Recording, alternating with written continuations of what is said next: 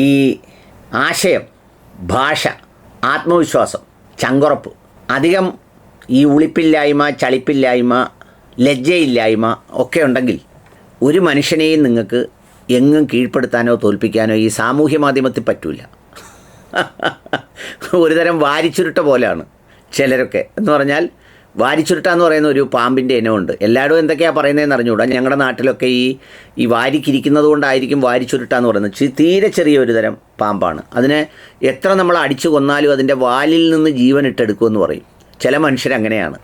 വാലിൽ നിന്ന് അവർ ജീവനിട്ടെടുക്കും. വാലിൽ നിന്ന് ജീവനിട്ടെടുക്കും. അവർ ഒരിക്കലും തീരുകയില്ല.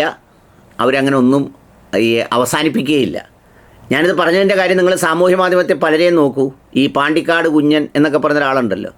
എന്തൊക്കെയോ നറുക്കെടുത്ത് പുള്ളിയുടെ ബന്ധുക്കൾക്ക് തന്നെ കൊടുത്ത് എല്ലാവരോടും എന്തെല്ലോ തന്തയ്ക്ക് വിളിച്ചിട്ടും തെറി പറഞ്ഞിട്ടും എല്ലാം ഒരു മറുവശത്തു കൂടി കറങ്ങി വേറെ ചില ന്യായങ്ങളും ഒക്കെ ആയിട്ട് വന്ന് മനുഷ്യർ ഈ പറഞ്ഞ് തീരട്ടെ, തീർന്നാലും കുഴപ്പമില്ല എന്ന തരത്തിലേക്കൊക്കെ എത്തി മാറുന്ന ഒരു മാനസികാവസ്ഥയുണ്ട്.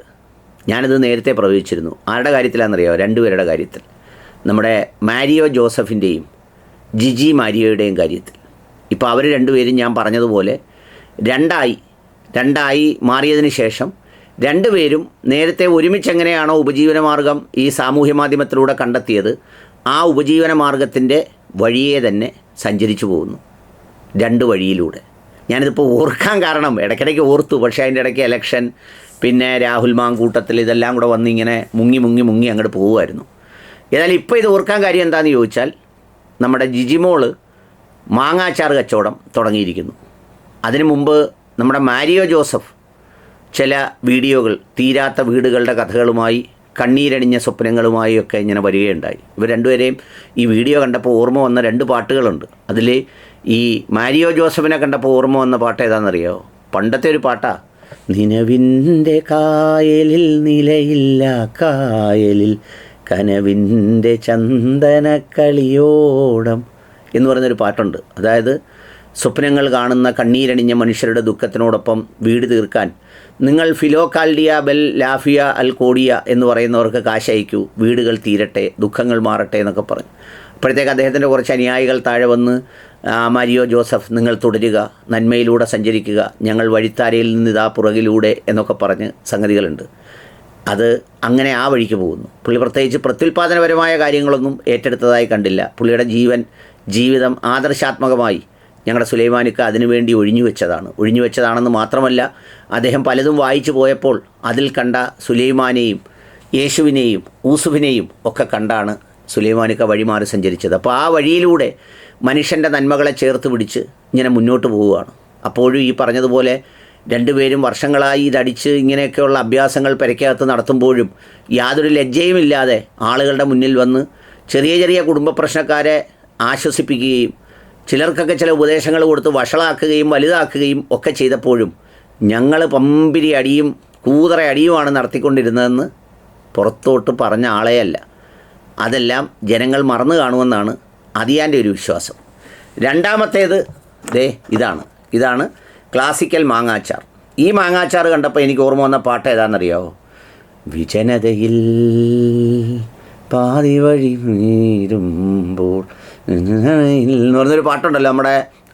നമ്മുടെ മഞ്ജു വാര്യർ പാടുന്ന, തൊഴിൽ സംരംഭങ്ങളൊക്കെ തുടങ്ങി പിടിച്ചു കയറാൻ ശ്രമിക്കുന്ന കണ്ണീർ നായികയുടെ ഒരു പരിവേഷമാണ് ഞാനിതിൽ കണ്ടത്. ഏതായാലും ഈ പറയുന്ന പോലെ ആ നായികയുടെ സ്വപ്നങ്ങളൊക്കെയും പങ്കുവെക്കാം, ദുഃഖഭാരങ്ങളും പങ്കുവെക്കാം.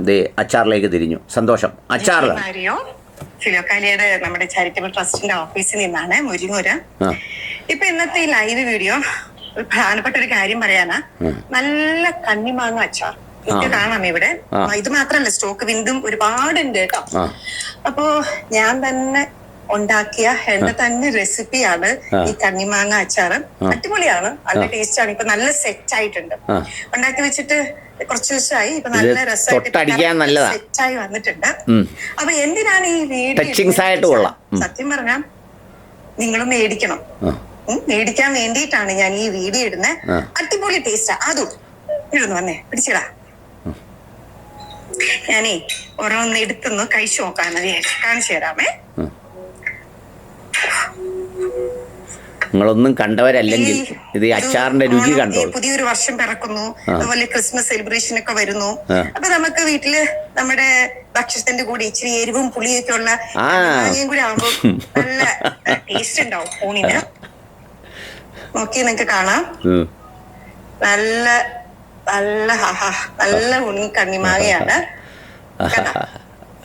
ഉണ്ണി കണ്ണിമാങ്ങയാണ്. കണ്ണപ്പനുണ്ണിയോ കണ്ണനുണ്ണിയോ എന്നൊക്കെ പറയുന്ന പാട്ടുണ്ട് പണ്ട് ഈ അംഗൻവാടി പഠിച്ചപ്പം പാടിയ പാട്ട്. അങ്ങനത്തെ നല്ല സുന്ദരമായ കണ്ണിമാങ്ങ അച്ചാറാണ്.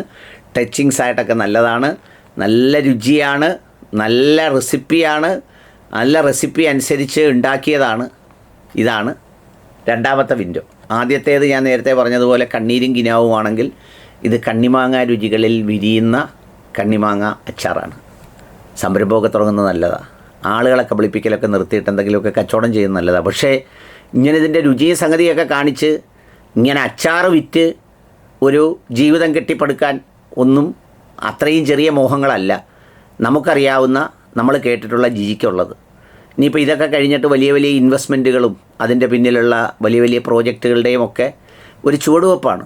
അതായത് നമ്മൾ സാറിന് പറയത്തില്ലേ, താഴെ വീണുപോയ ആളുകൾ പിന്നെ തറയിൽ ഇഴഞ്ഞു കാണിക്കുന്ന അഭ്യാസങ്ങളുടെ ഒരു തുടർച്ചയാണ് ഇതിനകത്തുള്ളത്.